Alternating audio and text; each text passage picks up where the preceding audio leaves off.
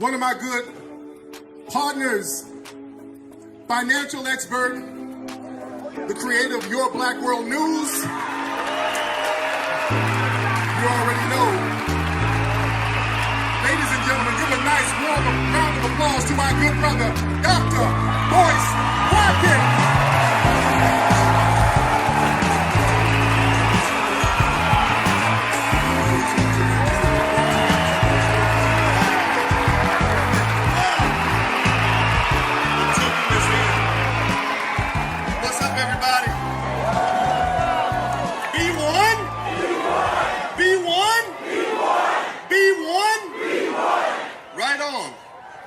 Okay, let's start with the obvious. Has anybody noticed how many black men are now on the apology tour? Apologizing for tweeting, apologizing for who their friends are. Poor Kyrie Irving, you got some others out there that are apologizing, and it's kind of sad, right? I don't know about you guys, but I'm kind of sick of it. You shouldn't be apologizing to people who should be apologizing to you. Not at all. Now I was thinking about this. I had some interesting conversations when we had the All Black National Convention on Friday night.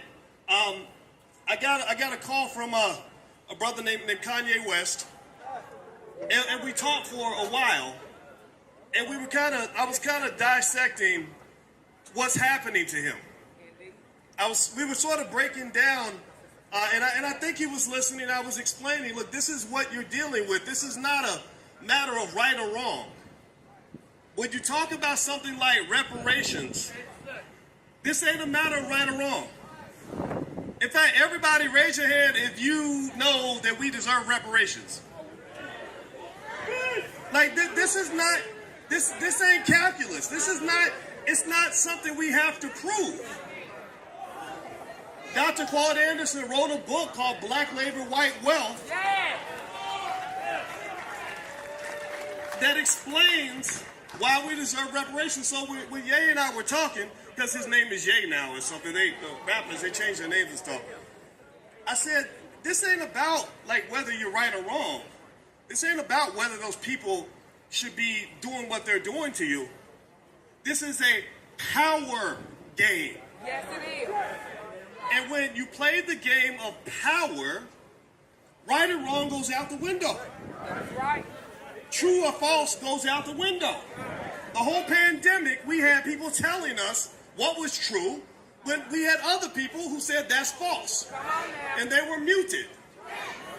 Because you're playing a game of power. So at the end of the day, just to finish the part about Ye, celebrities are not important, but I want to make this point. I said basically what they're doing is they have put an economic embargo on you. They have declared economic warfare against you. That's right. They're doing to you pretty much what they tried to do to every black man, woman, and child for the last 400 years. So the same way Kanye or Kyrie or whoever the celebrity is can't do what they want to do because of the economic consequences, a lot of us feel the same thing because we get up and we go to work every day working for people who don't like us very much. This is a common thing. So let's get back to that word power.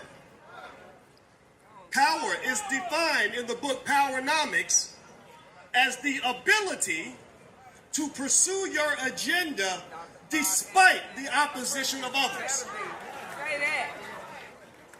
Power is not the ability to do what you want if white people will allow it. Power is not the ability to do what you want if everybody helps you.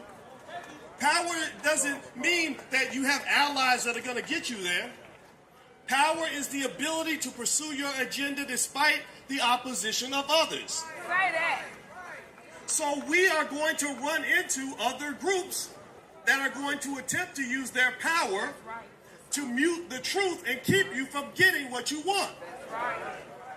So I talked to Tariq backstage. I said, tell me about the resistance that you're getting for this rally. because I know they're going to resist you.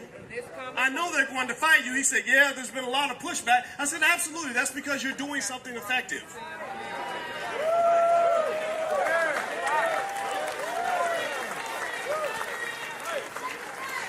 The only black people who get no resistance are the ones who have submitted to the system. Weak-ass men don't get resistance. The punks don't get resistance. Most of your celebrities are punks. That's a fact. So the power in the community is not on TV. It's not in your favorite rapper. It's not with your favorite actor. The power is right here in this space. This is where black power lives. This is where the work is going to get done. So out of tribute to a man I love like a father by the name of Dr. Claude Anderson. He lives not far from here. And just to tell you how effective he is, he's lived down the street from Howard University for decades. They've never had him come speak. They've had a long list of anti-black people speak, a whole lot of weak Negroes from Hollywood speak, but for some reason, the greatest economic thinker of our generation, he just slips off the radar. That tells you what you're up against. That's telling you what you have to fight. So let me give you something that will help you in this battle. I'm going to give you 3 core values that I believe in. This is not a solution that's going to come from the politicians. It's not a solution that's going to come from the celebrities. It's a solution that comes from us and our families. That's right. Black people have to do 3 things. We must educate our own children, because the public school is killing them at an early age. Our public schools are nothing but prisons on training wheels, and they're training our kids to become little white supremacists. Second thing we must do after we educate our own children, we must create our own jobs. A lot of our people cannot be free because you cannot expect to fight a power and beg them for resources at the same time. That's right. The man who feeds my family, I can't look at him and say, I'm the man of this house. He's the man of the house. So we have to create our own jobs so we don't send our kids across town begging for a job from people who hate them. The third thing we must do is we must support black businesses by any means necessary. Black people, you are not poor. You are not broke. Black people have 1.6 trillion in spending power. That exceeds the gross domestic product of Russia, Mexico, Saudi Arabia. We're tied with Canada. How in the hell can you have a spending amount that matches the GDP of Canada and call yourselves poor?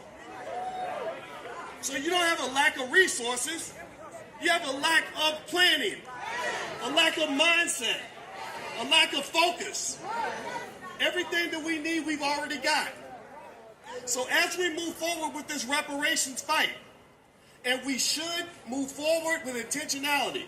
I am not here to tell you what to do, but whenever a politician calls me, I tell them, if you can't support reparations, then I cannot support you. No reparations, no vote. No reparations, no vote. No reparations, no vote. No reparations, no vote. No reparations, no vote. Thank you very much. Thank you all very much. That's all I got to say. God bless you.